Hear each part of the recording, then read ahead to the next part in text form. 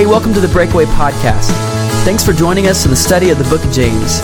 We hope you enjoy the talks and stick around for more at the end.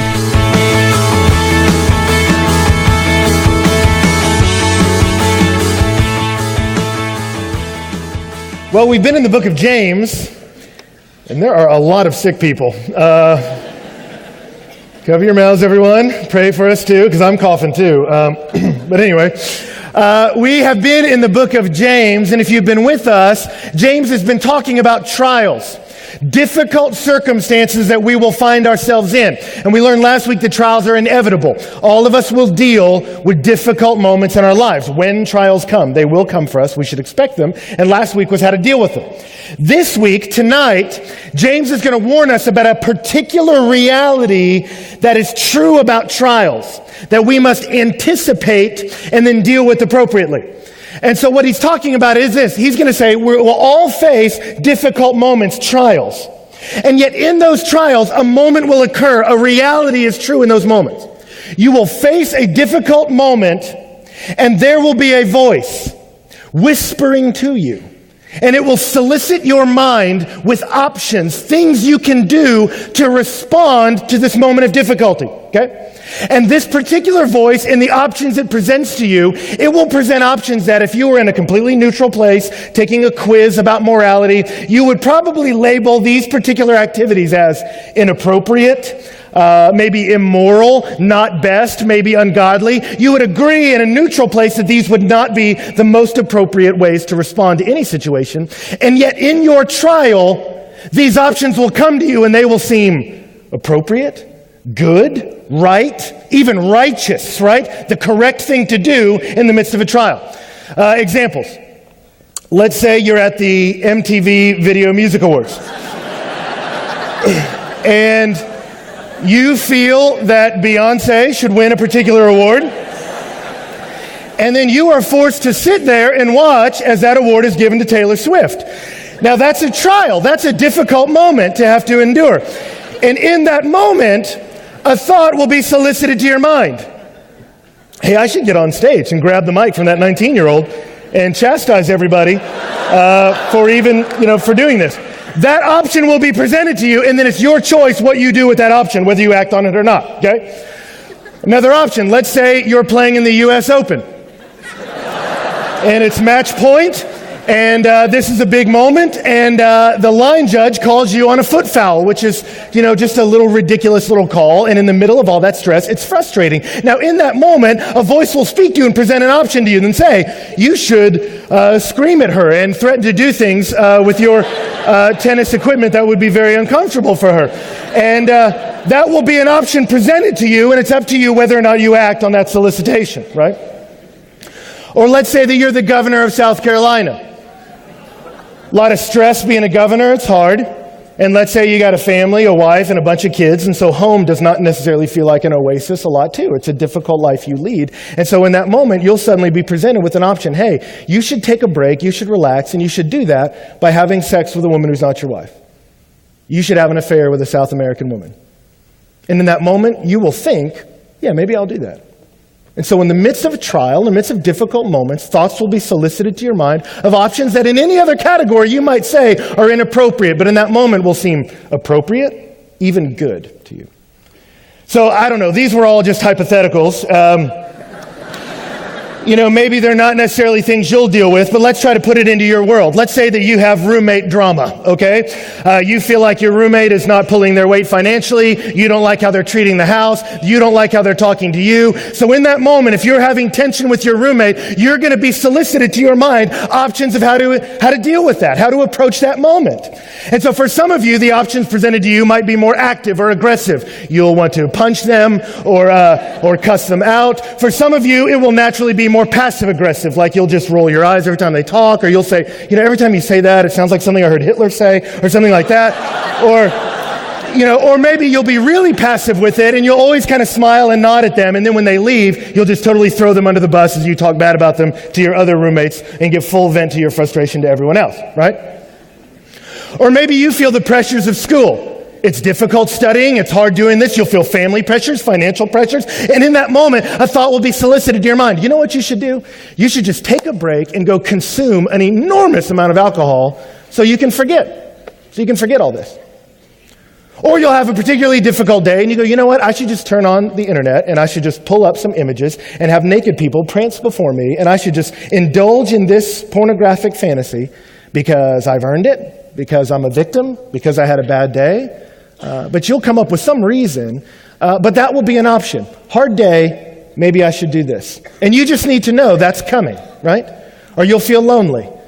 And so you'll try to use somebody else's body to make you feel good.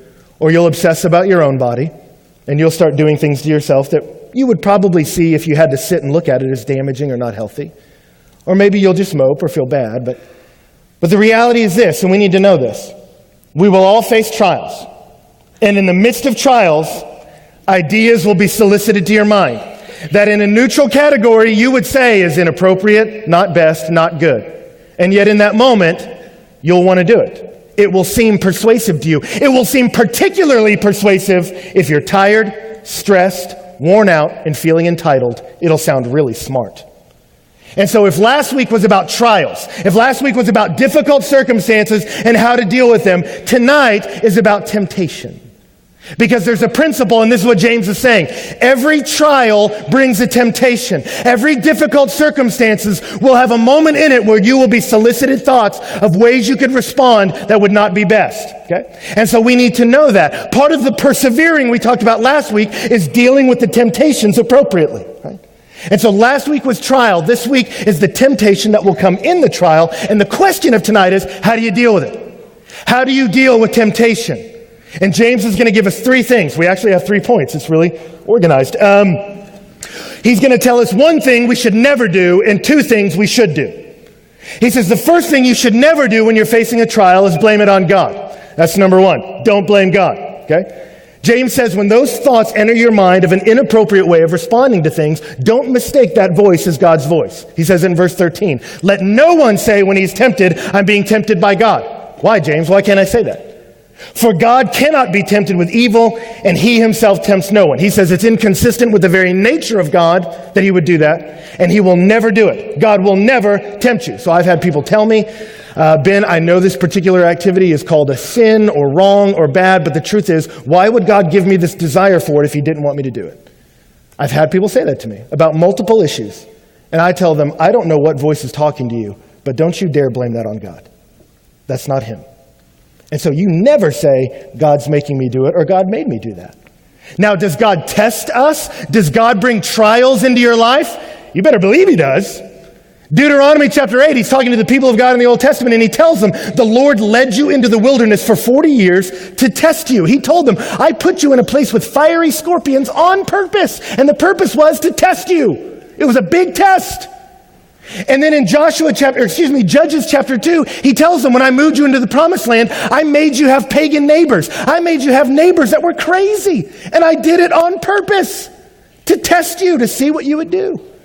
In 2 Chronicles 32, he told Hezekiah, hey, I'm going to send emissaries from Babylon, and I'm not going to give you any special revelation as to how to deal with them. I'm just going to see what you do. I'm going to test you. So will God test you? College student, will God put you in a situation that will be difficult in order to see how you respond? You better believe it. He will put the tree of the knowledge of good and evil right in your front yard. But what he'll never do is he'll never lean in and go, you should eat some of that fruit, dude. It looks good. And you'll go, I thought you told me not to. I know, but I was just playing, man. Do it. Seriously, give it a shot. That won't be him. He won't do that. And he will put you in a tough spot, but he will always put you in a tough spot like a good parent would or a good coach. Why does a good coach put you in stressful situations? Why does a good parent put you in them? To destroy you, to crush you? Ah, ha, ha, look at my son suffer. No. They do it in order to make you better. That as you respond, you learn skills that help you cope. A good parent, a good coach will put you in stressful situations, but it always has a redemptive purpose. It's in order to make you better.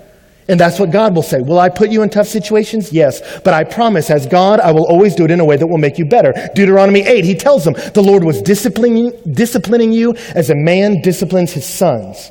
to do good for you in the end. That whole wilderness thing was hard, but I did it for your good. Right? In other passages, he said, I did it for you to learn what's important, to teach you obedience, in order to let you see what's really in your heart. God will give you a test to strengthen your faith. He will not tempt you in order to destroy your faith. That's not God. So the temptation does not come from God. Okay? So where does it come from? Where does temptation come from? Verse 14. But each person is tempted when he is lured and enticed by his own desire. Where do the temptations come from? They come from you. All right? So will God put you in a situation where you have to watch Taylor Swift win an award? You bet he will. Did God demand that you get on stage and grab the mic? No. That was all you. Will God superintend a moment where she breaks up with you? Yes. Will God force you to go get drunk because of it? No. That was all you. All right? And so temptation comes from you. He puts it straight at your feet. The temptation comes not even from the situation, but from your response to the situation. But each person is tempted when he's lured and enticed by his own desire. You'll be put in a moment and your desire will say, we should do this. Okay? And it will be a dysfunction in you that presents that option to you. And the option it presents to you will be tailor-made for you. It'll be an option that appeals to you. That's what it says. Temptation is the moment when you are lured and enticed by your own desire, okay? That it's drawing to you. And James uses fishing imagery, really. He's talking about fishing. What do you do when you fish, all right? You drop a lure in front of a little fish, right? And what's the purpose of a lure? You present it, right, in such a way that you want to do what? You want to grab their attention, right? It starts with their mind. You want them to see it and go, what is that, right? But you don't just want them to see it. You don't just want to get their attention. You want to get their attention focused on it, and then you want to stir their affections. You want to grab their mind to stir their heart, that they would see it and then desire it, that they would go, oh, it looks like a little frog, and he looks wounded and delicious, all right? And you want to get their attention focused and their affections stirred, right? That's a temptation, that you are drawn away and enticed, that I get your thinking and then I get your affections. Why? So that I get you obsessed with it. You don't even see the little hook. You're not even worried about that. All you see is something you want, something that's an answer, something that will satisfy the longing in you. And so you go for it to your own destruction, right? That's how temptation works. But it's led by your own desire. So for some of you, a little frog one won't be attractive. You'll look at that and you'll go, that's disgusting, all right? That doesn't tempt me, all right? And you'll look at somebody else and go, that tempts you? That's what does it for you? That's disgusting. Like, I don't even understand. I don't even know if you're really a fish, if that's something you're into.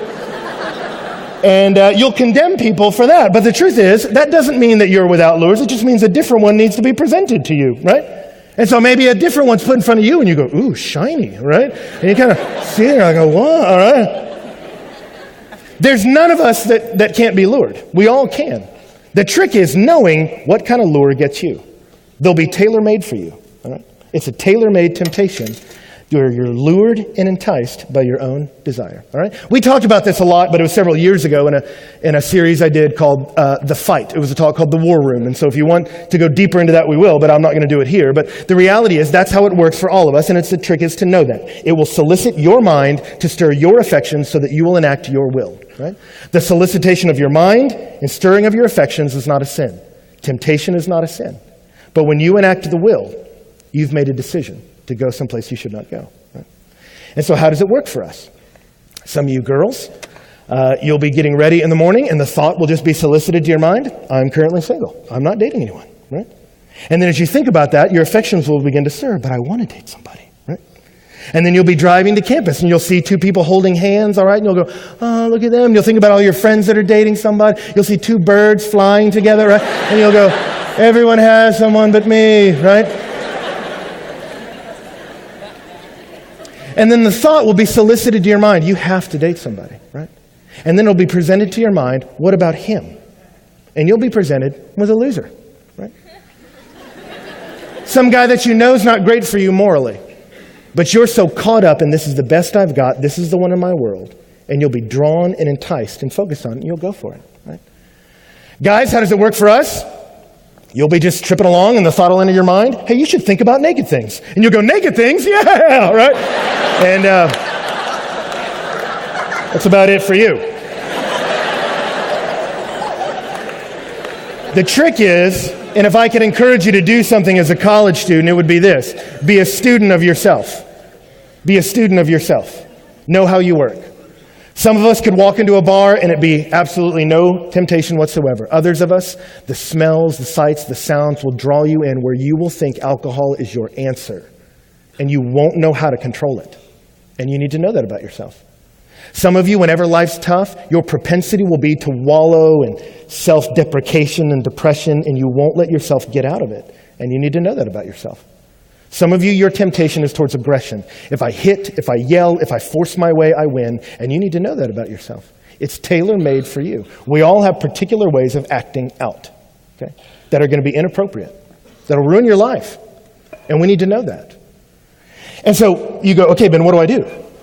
Okay, so I'm put in a tough spot. I'm squeezed. I'm stressed. Life's hard. I'm presented with an option that for me looks like the answer, aggressive or passive or whatever. I want to chase something that I would know is wrong in any other context, but here it looks good and I want it. What are you telling me I'm supposed to do? Two things. Number one, the first thing you're supposed to do is look down the road. Look down the road and see where it leads. If I engage in this activity, where will it take me? Because the reality is temptations present in our mind and they almost seem inevitable. I have to do it. This is the only thing. There's only one way to respond and it's this.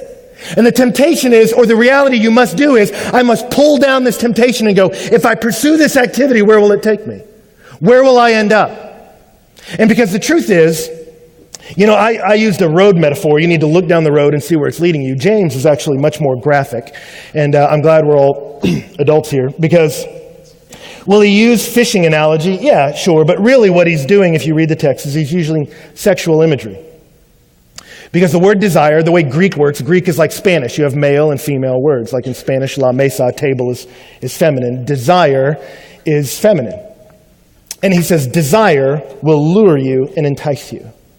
And he uses words from Proverbs 7 about the adulterous woman, the temptress, that she'll dress in alluring clothes. She'll whisper provocative statements. She'll promise that we won't get caught. She'll tell you how glorious the bed is and how ready her body is, and she will draw you in, and you don't even know you're an ox led to the slaughter. And so he says, desire will allure you. That's what makes temptation so tough, is it's not something that you go, I don't want to do that. Desire's not going to say, you should stab yourself in the leg. I don't want to do that. It's going to say something that you want to do, right?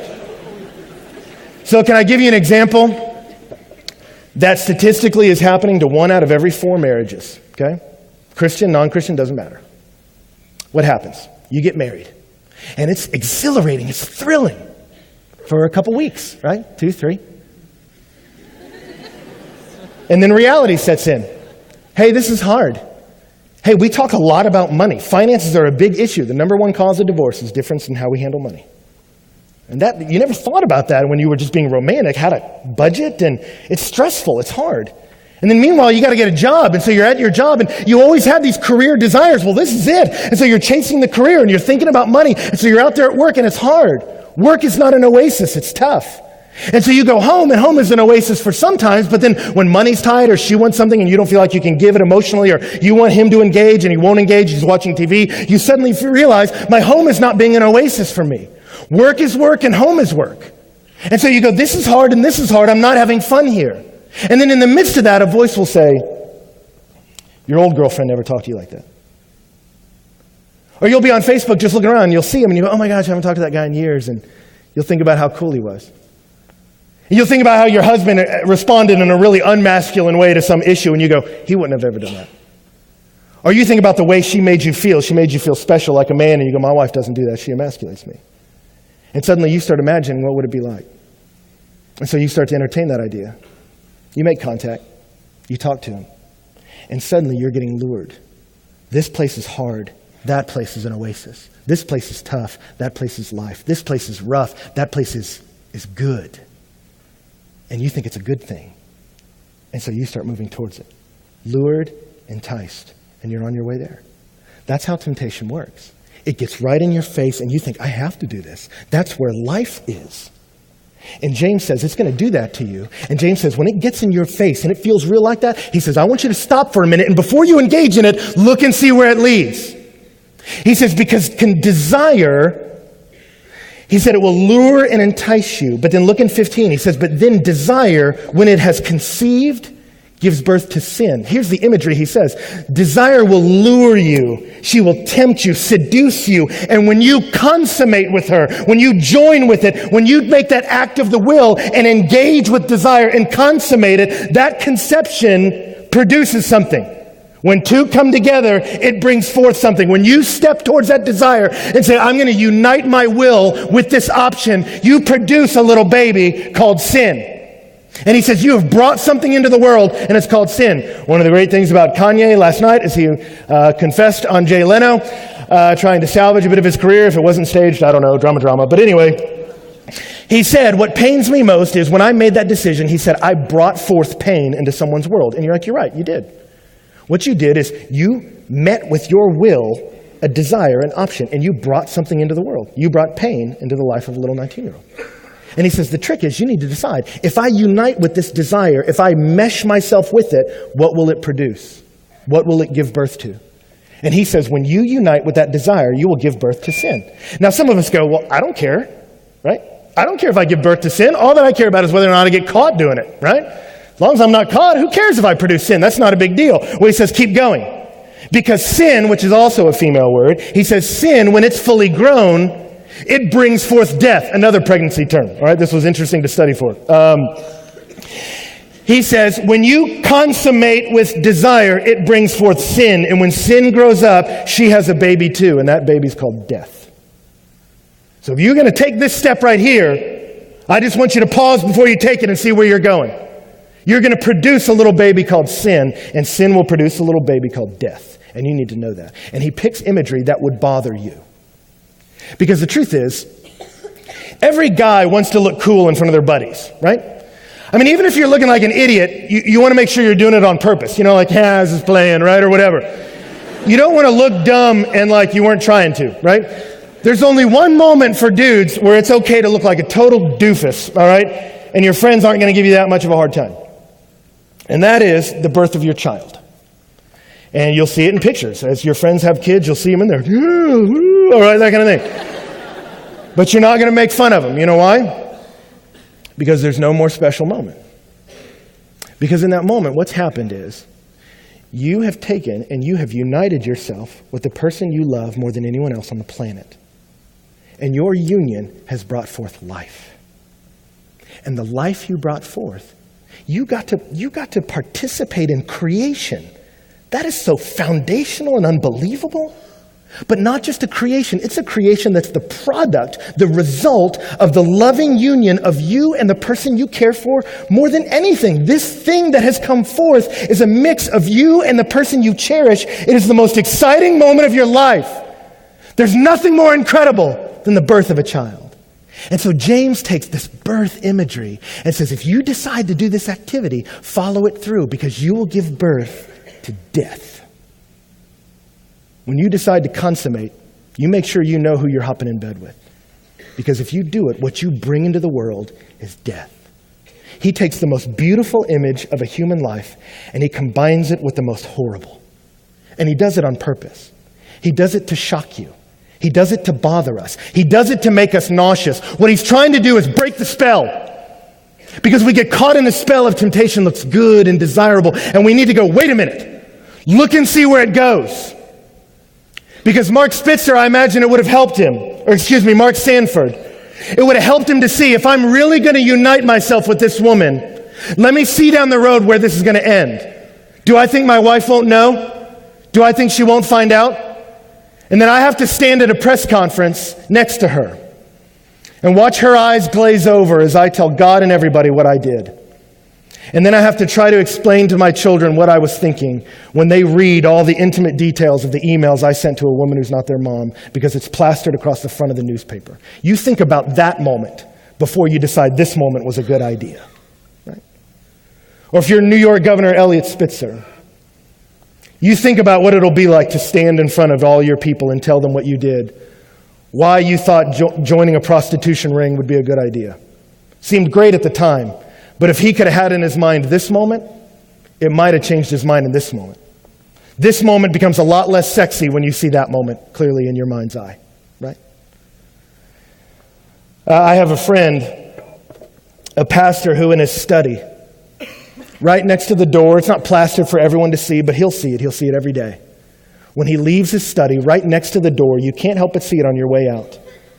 He has a sign, and I remember looking at it, and the sign just said, think of your wife, think of your sons, think of your God. And then underneath it, he has newspaper clippings, pictures of all these different ministers. And the top one is of Ted Haggard. Ted Haggard, who was the leader of one of the largest evangelical churches in the country. Ted Haggard, who got on drugs and slept with a prostitute behind the back of his wife and congregation and ruined his career, not to mention his marriage. And he has a picture, you guys throw it up, of him being confronted by the media. And if you'll notice, this is when Haggard was still lying to them. So he's putting on the smile. Oh, all these allegations will be cleared up. But my friend has written in the margin next to his wife, look at her eyes. Look at her eyes. And what he's wanting to do to himself is, before he walks out of his office and starts interacting with, which in ministry happens, women who come to you in need and suddenly see you as the answer. He says, before I do that, and I'm not saying all women are that way, but it happens in ministry. He's saying, before you get into that moment, you think about that moment. Before you start thinking, this moment of temptation sounds good, look at what baby it will bring forth. Look at her eyes. You think it through. So before you start habitually clicking on pornography because it's a good little escape, you think about, what's this going to produce? Where's this going to take me? You think it's going to stop when you get married? You're hiding your eyes from reality. Think it through. See the baby that comes forth before you decide the temptation moment looks too good to pass up. You think it's okay to just rage against people, pick fights, just let you loose on your anger? Watch how that plays out in somebody else's life. See where that road leads. See what baby that brings forth before you decide that's a good way to deal with the problems in your life. You want to hurt yourself with the way you eat?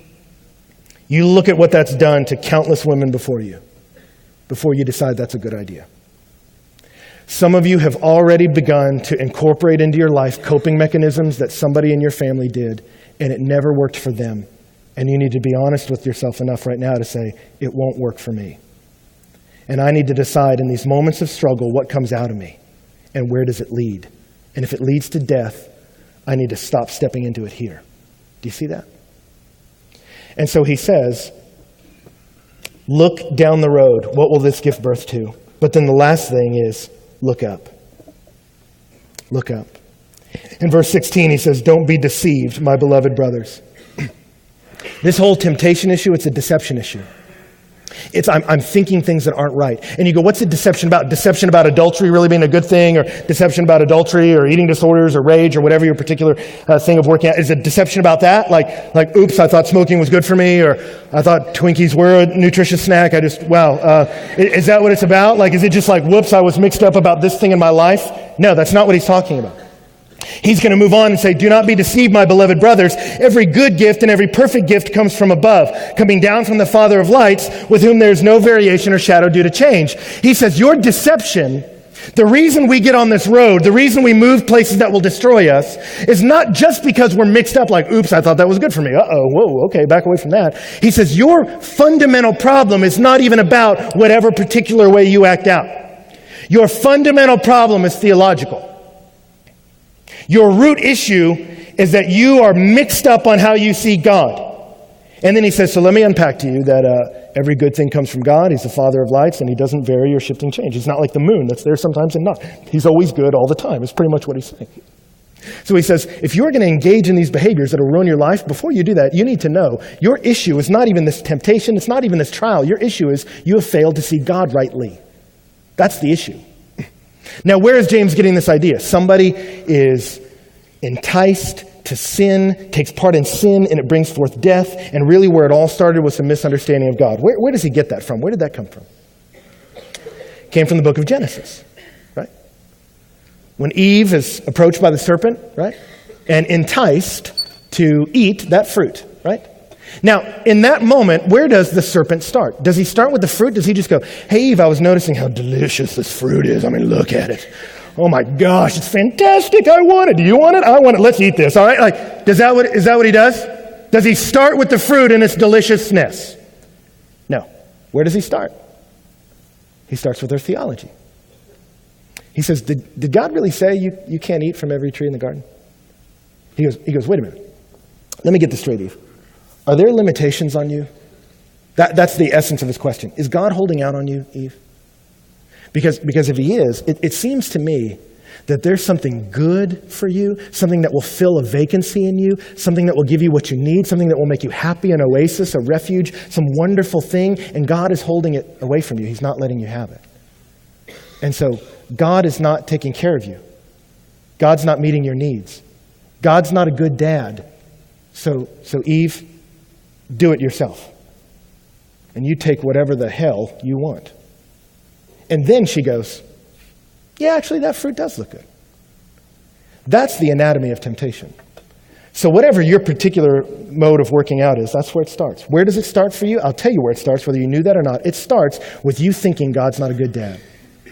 Why is it even enticing to you to use sexuality in a way he doesn't want you to? Because you go, his version doesn't work. His version keeps something away from me that's good, keeps something away from me that's right, keeps something away from me that would fulfill a vacancy. So you're not being good, that's good, right? God, you're not good, that's good. And what James is saying is, no, everything that's good is from God. And so if you're in a moment where you think some ungodly way of living is good, it's because you're confused. And you need to get that straight. God is good. God is good. What he says is good. And anything that promises to fill the vacancies in your life that is ungodly, I'll tell you where that leads you. To death. It is toying with you. It's deceiving you. And it will kill you. So don't do it. So don't do it. I have a friend. A couple of years ago, it was weird. I became a youth pastor right out of college, and I was asked to preach a sermon in big church, my first sermon in big church. I'm like, oh, the stress of it, right? And then the pastor was like, I want you to preach about parenting. And I was like, problem. 21 years old, never parented in my life, right? And he said, well, you're going to have to do some research. And I'm like, apparently so, right? Because I didn't want to get up there and tell him how to raise, I'm raising my hypothetical kid, you know? Well, little Chaz is doing great, guys. You know, like, So I'm out there trying to interview people, and I'll be honest with you, got real discouraged. Because I ran into the statistics, all of us know, that more than half of marriages don't make it. 1 out of every 4, there's adultery. It's a mess in our world. And I got real discouraged. I'm like, this isn't fun. Because I'm trying to solicit advice, and I'm seeing all these people that it's just burning down. This isn't fun for me. And so then I was asking somebody, I think my mom, I'm like, is there any hope in the world, you know, kind of thing? And she said, you need to talk to this one particular couple because they almost got a divorce and then didn't. And so I called them and just said, hey, can I talk to you all about the fact that you almost got a divorce and then didn't? And the wife was like, sure. And then she got, Dave, get on the phone. All right. And suddenly I'm on the phone with the two of them at once. And I'm like, in a place I've never been. Okay, let's do this. All right. And trying to make up how do you respond in this moment, right?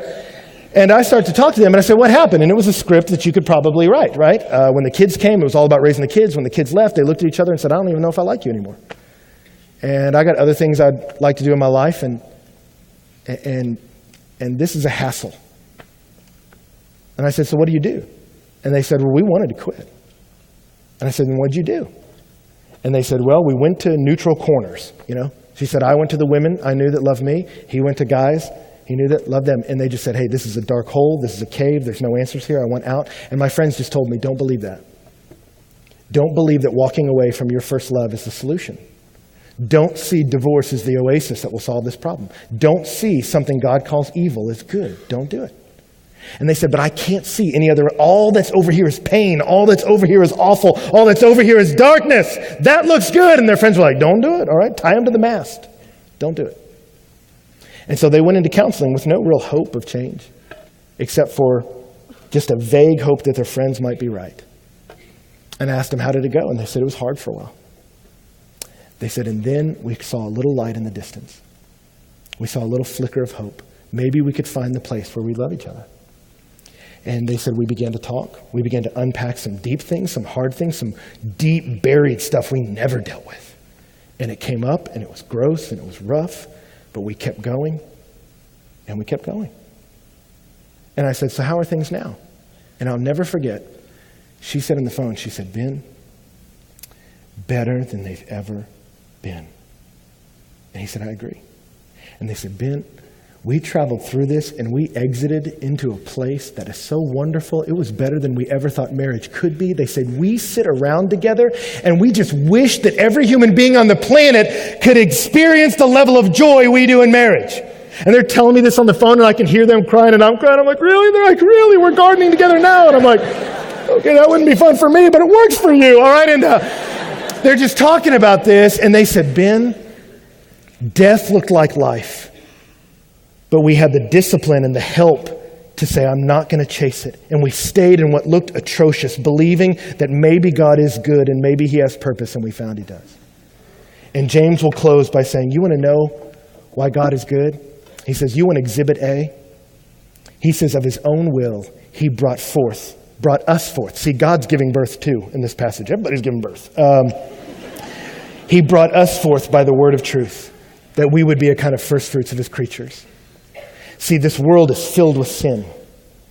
And God sent his Son, who is the way, the truth, and the life, to take sin upon himself. God took death and laid it on his Son and buried him. And then his Son rose from the grave like a newborn baby. And God, when the truth of that gospel goes out to us, that you can't fix you, but Jesus can, and when you trust him, it says you are brought forth. From your death, you come alive. And so he says, God can bring life out of dead things. And so if God will do that with you, when you trusted Christ, you were born again, and you become the first fruits of what he's going to do with all of creation, make all of creation new again. When you see that God is making people new even though they're lost in sin, you can look at your particular situation and say, God will make this new even though it's hard.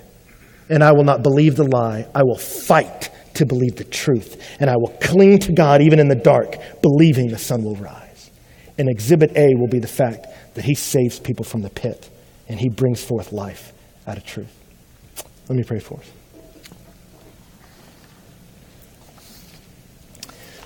Well, Father, I want to thank you that, Lord, you don't hold back from us that life is hard.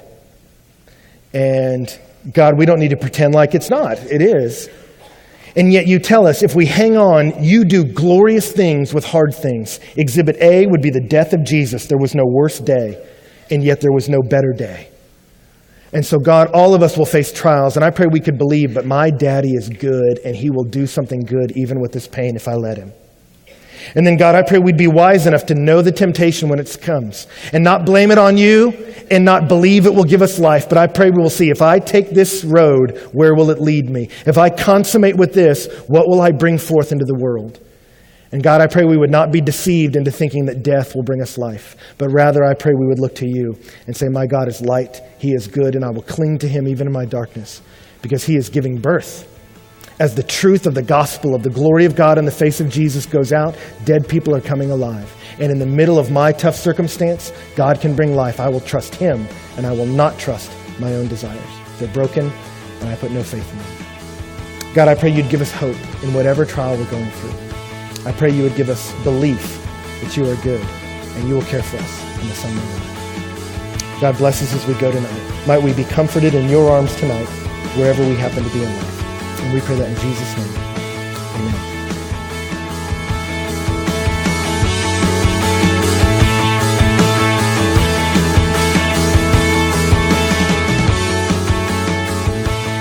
Well, thanks for joining us here on the backside of our podcast, and we've got the Jeff Johnson Band joining us today. Woo-woo, what up? So, I said that for myself. So welcome, everybody. And let's see, we've got Wes, Jeff, Hey, Jason, and Jimmy. hi guys. And they're a little bit timid this morning. You know, It's early. We're throwing them in. Yeah, actually, we record these podcasts. Or this part of it, on the Wednesday morning after our Tuesday night. Mm-hmm. So the talk you just heard, which was great, Ben. Thanks. Thank you. And then we come in the next morning pretty early and try to, load up on some coffee and then do this. Yeah, there you go. Plug. So, but yeah, thanks for being here, guys. Thank you. Yeah, this is a special treat. Mm-hmm. And what did you guys think about last night, just from y'all's perspective, being the worship band? Loved it. It was a great night, really. I always love being in Rudder. Yeah. I think it was just an amazing night. I love you can see all the students responding in Rudder, and just an amazing night overall. I think Ben's talk was phenomenal and really hit home, and I thought it was a really good night. Yes, band. It's something interesting that people at home don't really know this about Wes, who plays electric guitar, is he's got this amazing announcer voice. That's right. And so I think it's time at this moment in the podcast, before we get so serious and deep with the world, that we let him do some announcing for us. Yeah. And, kids at home, be aware this might scare you a little bit. But Wes, what do you have to say? I just have to say, in a world, one podcast, one man, Ben Stewart, and one Bible study. That's really big. Breakaway. Yeah, that's all. From now on, that's how the podcast will start, right there. Oh, that's great. Well, actually, some people maybe didn't join us this summer for our podcast, which is a tragedy. But our summer podcast had a special little music intro. Yep. That actually we commissioned Jason, sitting here with us today, to do for us. And if you haven't, Jason? Go to our website and listen to the summer, because this is, an incredible talent sitting right here with us. Indeed. And Jason, you would do literally like every single part of those little jingles. Yeah. Like everything. Yeah, everything. Like there was one where the bass drum is actually me hitting the door, and I just lined it up right, and he does them all sitting in his house, just by himself. And then you would record all the vocal parts too, like all the harmony parts. Yeah. Just you. If you were to hear me doing that, you would just hear a random scream and break away. I can't even do it. It would be better than that. But it is early. It is early. It is early. Now, so how long have y'all all been together? Like, how long has the band been? This band, like, Jason was the last person to join us, which is probably 2 years. Yeah, 2 years in December. So this exact band, 2 years.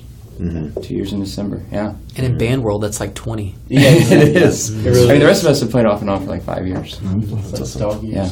Maybe talk a second about the process of like how you pick songs to lead, how you prepare for that moment, like your convictions on what you're trying to accomplish. Like, give us like a little window into kind of how you do it, As far as like song selection, I try to pick. You think about the crowd and the audience, and you want to pick, especially introducing new songs. It's kind of you got to think through that and figure out not to leave everybody hanging, but you want to introduce fresh new songs. As far as like the song selection, it's just songs that God puts on my heart to do. I think about the crowd. I think about specifically with Breakaway. I think about the students and what I would want them to hear and leave with from the end of the night. And also I personally just like songs of deep theology, and so stuff that actually says something, not just repeating a line over and over, but actually that may drill a point home through reading lyrics. And so that's kind of what I look for with songs, I guess. And then it helps to just to be able to listen to you and know after a talk or something, whether or not it's going to fit, or what song goes best with what you're talking about, to kind of help facilitate the worship experience after speaking and all that kind of stuff. So it is it's just a thing. I'm praying through it all week and knowing it's the right thing. Yeah. Now, you just came out with an EP. Mm-hmm. Those songs, like, is that the kind of thing where like you stole away into a closet, Jeff, and you wrote them, or did y'all write them as a band, or kind of how did those come together? We really more wrote kind of as a band on this EP. As far as the music goes, like, these guys kind of put that together, and we recorded the EP at my house, and so like they were in one room in the house, like recording. While Jeff's in another room twittering, could you help me with lyrics? Me and the cross. I can't write this. What do you want? But that's very artistic. Well, I'll tell you another thing that was fun last night that doesn't show up on the podcast too was, we talked about not just those of us who are on stage leading Breakaway, but we talked about kind of how Breakaway is funded. And we didn't mention everyone that gives to Breakaway. There's a lot of people and a lot of, I guess, categories of type of people who give. But we were telling students that, if they want to give financially to support Breakaway, they can, but we're never going to pressure them to do that. Or even bring that up a lot to them. We want it to be really an outreach and not make money the issue on a Tuesday night with that limited time we have.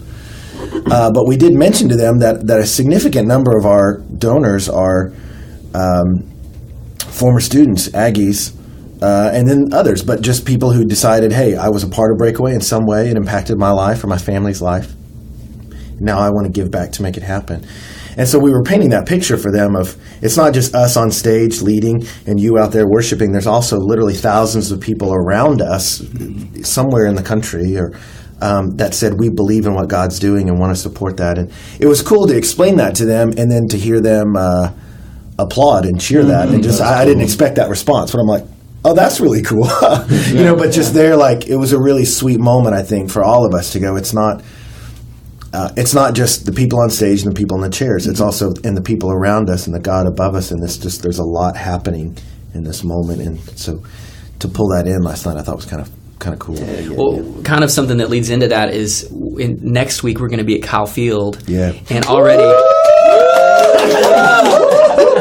These guys don't even know what they're doing. None of them are Aggies, and they're over there going whoop, whoop, whoop. Every time. We had to ask, Kyle Field. what's Kyle Field? Yeah, they're like, yay, what is Kyle Field? Yikes. So we're going to be at Kyle Field, and already we've had people saying, we cannot wait to come back to worship with you there, because it's kind of like a dream for a lot of people to be like, hey, I get to come back to Breakaway that I know and love and went to school in the 90s or whenever, and they're going, we want to come and join you at Kyle Field. Yeah. So we're having a 20th anniversary in November kind of celebration, but I'm really thinking that next week might be the kickoff to this whole like Seriously. 20th celebration. Yeah, So. I mean, there's people driving in from all over to just be a part of this next Tuesday, and I think it's great. I'm excited about it. So please pray for no rain and that we can get all set up in there, but so far, it looks like everything's rocking. We're on our way, so it's pretty cool. It is cool, and I've loved this semester how we started off with the book of James, and just the way, Ben, that you've been taking us through this first chapter over the last few weeks. And last night, it was just great to see you take us from kind of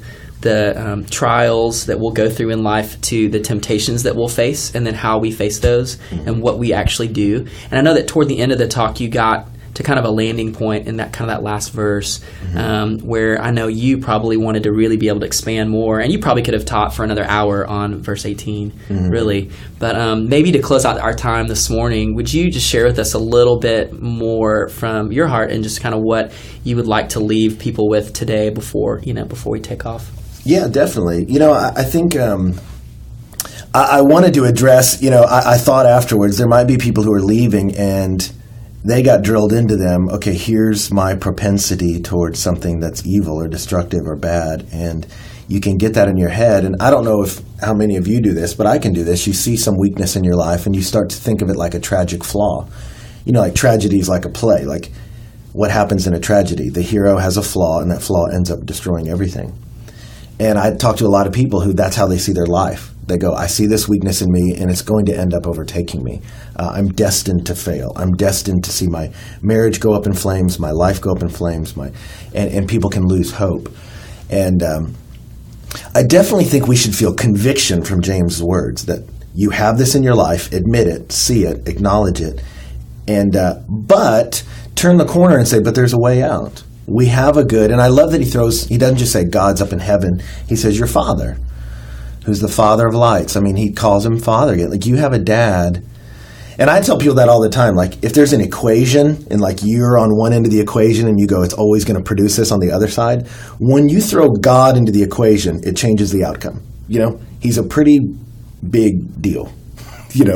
And so it's like, yes, you have a tragic flaw. Yes, it's bad, but you throw God in the mix and that changes everything. And so what was beautiful to me is just to think about what he was saying at the end, and that is, man, when you're discouraged, think about what God is doing, that by his own will, he chose to proclaim the truth to a broken humanity, and in doing that, every time his word goes out, he is taking people dead in sin and making them alive again.